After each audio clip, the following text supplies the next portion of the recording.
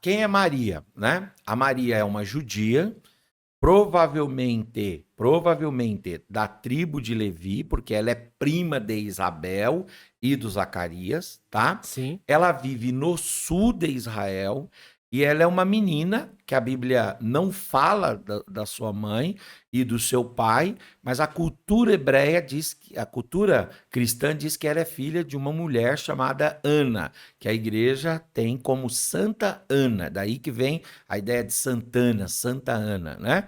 E a Maria é uma jovem entre 14 e 17 anos, extremamente piedosa, que é escolhida por Deus para ser a mãe biológica, né, do nosso Salvador.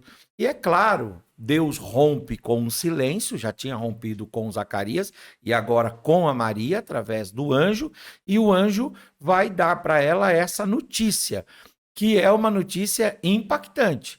Primeiro, é impactante porque está vindo um anjo, Deus está rompendo um silêncio de 400 anos. Depois, através de voz angélica, né, que eu estou dizendo. Depois vem ela é uma menina, então um A anjo idade. aparece, uma Sim. menina, para uma menina, né?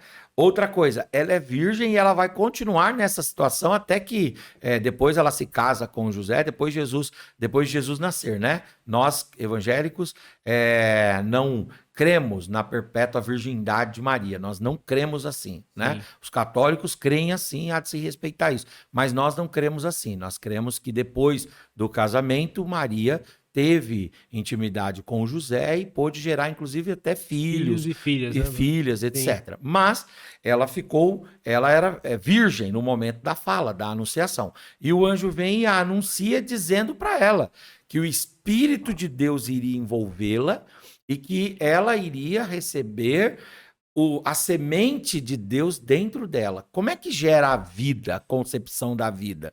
Você tem aqui o gameta masculino, certo? Através do espermatozoide, e você tem aqui o gameta feminino através dos óvulos. E esses gametas se tocam. Quando acontece isso, aí você tem aqui então a geração de novas células e tecidos, e assim sucessivamente vira o corpo humano. E no pensamento antropológico, bíblico e teológico, né? Naquele momento, Deus gera a alma do sujeito. Sim. Tá? Nós não somos, eu particularmente não creio no traducionismo, que diz que a mãe fornece metade da alma e o pai fornece metade da alma.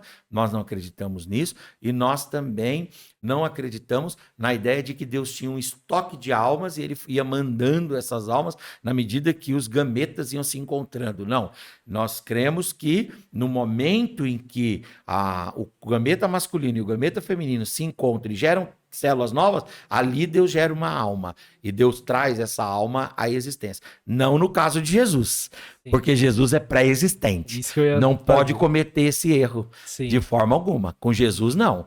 Jesus não é criado no dia que ele Sim. é gerado ali em Maria. Não, não. Naquele momento acontece apenas a encarnação. A Bíblia não fala da criação de Jesus, ela fala da encarnação. Por quê?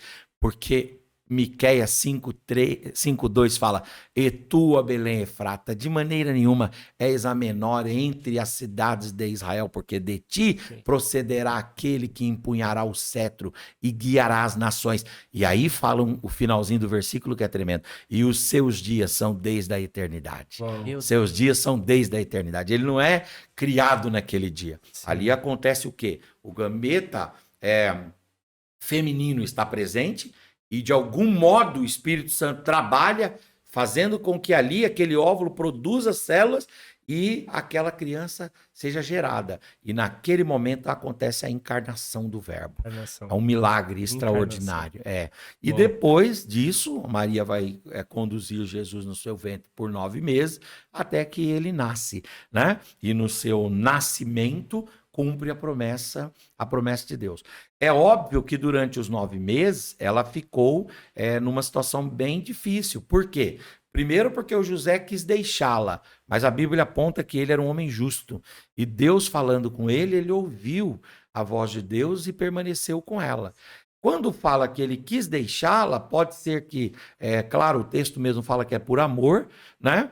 Que aí ele quis deixá-la secretamente, porque ele ficaria como alguém que se aproveitou dela, vamos falar Sim, assim, sim. né? Ele ficaria como vitimador, ela como vítima, tá? E então ele quis se ausentar, E outros, assumir a culpa, né? sem dúvida, ele iria assumir a culpa, mas ele também estava com medo de que tinha ocorrido ali o quê? Uma quebra da aliança, porque o noivado Sim, quase se assemelhava ao pacto, o compromisso, ao casamento que nós sim, temos hoje. Então, ele quis deixá-la, mas Deus interviu ali, né? sim. Interveio, melhor dizendo, de forma poderosa, e naquela intervenção divina, ele permaneceu com ela. É óbvio que a hora que ele decide ficar com ela, eles vão enfrentar uma dificuldade. Por quê? Porque ou a sociedade vai interpretar, se José deixar que José é uma pessoa que tem um caráter duvidoso, ou se José fica com ela, como ficou, alguém vai duvidar do caráter de Maria, certo? De modo que, ou vão duvidar do caráter dos dois. Sim, Porque os dois quebraram a aliança e não respeitaram o casamento. sim, Entende o que eu estou dizendo? Então o José falou: bom, eu vou assumir essa sim. responsabilidade e todos os ônus que isso envolve. Provavelmente enfrentou preconceito de família, provavelmente nas reuniões familiares ela entrava de cabeça O baixa. José tinha a opção de escolher qual problema Qual o problema enfrentar. enfrentar? E É, ele enfrentou o problema que o mantinha na direção de Deus sim, e junto com a mulher que ele amava, junto com a sua sim, família. É isso, a gente tem essa lição aí tremenda. Então ele vai permanecer com ela, enfrentar todas as agruras e sair depois vitorioso, porque a história comprova, né, pela repercussão, né, e por tudo que aconteceu posteriormente ao nascimento do Senhor, que tudo aquilo ali que eles narravam, de fato e de verdade, era verossímil, né? Entendeu? sim.